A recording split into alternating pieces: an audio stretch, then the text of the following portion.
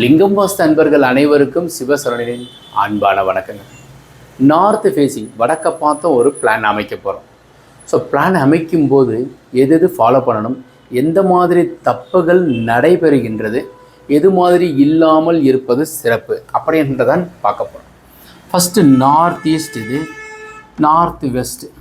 முதல் இடம் இது 40க்கு 60ன்னு வைங்களேன். ஒரு 2400 சதுரடியில் 1421 சதுரடி கட்டணும்னா 177 குழி. ஸோ அந்த வகையில் ஈஸ்ட் பக்கத்தில் நிறைய காலி இடமும், நார்த்து பக்கமும் நிறைய காலி இடம் விட்டோம். ஸோ இது நார்த்து நிறைய காலி இடம், ஈஸ்ட்டு நிறைய காலி இடம். ஸோ ஃபஸ்ட் ஆஃப் ஆல் ஈசான மூலையில் போர்வெல், மழைநீர் சேகரிப்பு, சம்பு. அப்புறம் இந்த இடத்துல septic tank. So septic tank மேலேயே டாய்லெட் பாத்ரூம் ஒன்று அமைச்சிட்டோங்க. இதில் செப்டிக் டேங்க், டாய்லெட் பாத்ரூம்.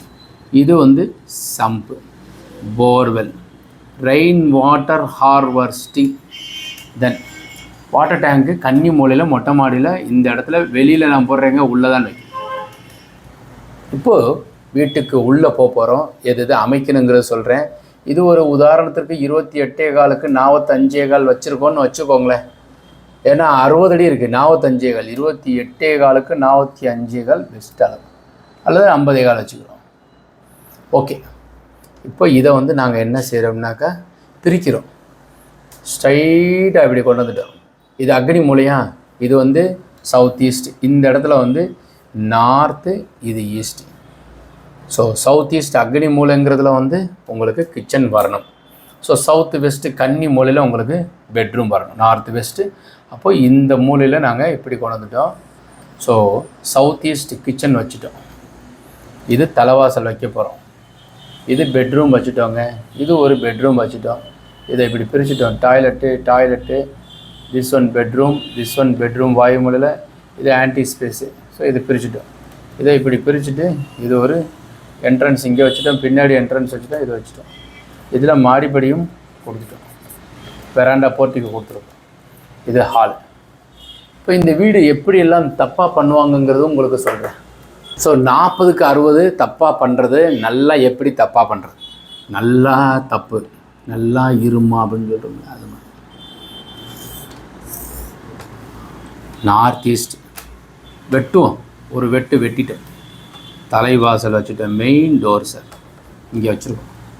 அப்புறம் எப்படி சார் இந்த மாதிரி வச்சுருக்கீங்களா? சரி, இது வாயு மூலையில் ஒரு பெட்ரூமை போட்டோம். அப்புறம் டாய்லெட் பாத்ரூம் எங்களுக்கு சார் தனித்தனியாக தான் சார் வேணும். ஸோ எங்கள் பழைய வீடு ஓல்டு பில்டிங் சார், நீங்கள் கரெக்டாக அதே மாதிரியே போட்டிங்க சார். அக்னி மூலையில் கிச்சன். இதை ஒட்டியே இது ஒரு பெட்ரூம் போட்டிருக்கோம், இது ஒரு பேசேஜ் போட்டிருக்கிறோம், இது ஒரு ஹால் போட்டிருக்கிறோம் சார். இது ஒரு பெட்ரூம், இது ஒரு பெட்ரூம். நாங்கள் இப்படி போகிறதுக்கு இதுக்கு இங்கேயும் போகிற மாதிரி. இது கொல்லப்புறம் வச்சுருக்கோம் சார். இது வெராண்டா இது மாதிரி தான் சார் இருக்குது. இப்படி தான் போகிறோம். ஸோ ஈசான மூலையில் போர் போடலை சார், நாங்கள் வாயு மூலையில் போர் போட்டிருக்கிறோம் சார். இந்த இடத்துல தான் நாங்கள் செப்டி டேங்க் இல்லை சார், எங்களுக்கு செப்டி டேங்க்லாம் கிடையாது. ஸோ செப்டி டேங்க் டைரக்ட் ட்ரைனேஜ் தான். ஸோ இங்கே தான் போர்வெல் வச்சுருக்குறோம். சரி, வாட்டர் டேங்க் எங்கே வச்சுருக்கோம்? இங்கேயே வச்சுட்டோம் சார். வாட்டர் டேங்க்கும் முன் முகப்பில் ஃப்ரண்ட்டில் தான் சார் தெரியும், அந்த மாதிரி வச்சுருக்குறோம். டாய்லெட் பாத்ரூம் இங்கே. அப்போ போர் தப்பாக இருக்குது 1, அப்புறம் வாட்டர் டேங்க் தப்பாக இருக்குது 2, டாய்லெட் பாத்ரூம் கன்னி மூலையில் இருக்குது 3, ஈசான மூலையில் வெட்டு இருக்குது 4. இது 30% தான் சரியான ஒரு வீடு. பாருங்களேன், வடக்க பார்த்த வீட்டுக்கு பொருள் எக்கச்சக்கமாக சேர்க்கறதுக்கு உண்டான திசை. பத்மநாப சுவாமி கோவில் சொர்க்க வாசல் எப்பொழுதுமே வடக்கு வாசல் எப்பொழுதும் திறந்திருக்கும். கோவில் திறந்தால் முதல் சொர்க்க வாசல் தான் திறப்பான். ஆனால் நம்ம வீட்டை ஈசான மூலையை வெட்டி கட்டிடும். பிள்ளைகளுடைய வளர்ச்சி கண்டிப்பாக பாதிக்கும். செவ்வாய் ராகு சேர்ந்திருந்தால் கண்டிப்பாக தப்பு ஏற்படும். குருவோடு சேர்ந்திருந்தால்